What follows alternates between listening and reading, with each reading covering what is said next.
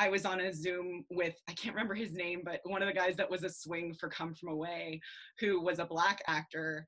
And I asked him, we had just attended an anti-racist theater training, and yet everything anybody was talking about in the next like seminar was exclusively white. And I was like, how ironic is this? Like, wait, we just did this whole like hour and a half of like intense whatever, and now we're just completely like, that didn't happen. Like, let's compartmentalize that.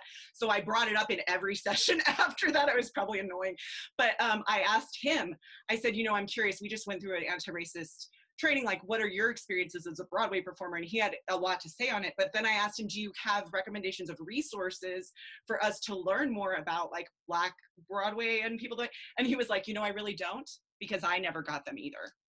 Like he was just like, I didn't, so that's one reason, Amara, that I'm so glad you've been throwing out these resources and that your website has a lot of that information, because, you know, when I asked you about plays, like you knew all the plays I was talking about, but like all the plays you recommended me, I was like, haven't heard of a single one of those. So thank you for sharing your knowledge. That's what being a dramaturg looks like.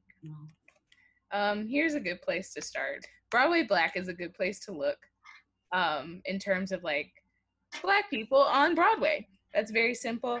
Carvens Lissaint, who is in Hamilton, has an article that he wrote a long time ago, and he wrote like a whole book kind of about it, about his experience.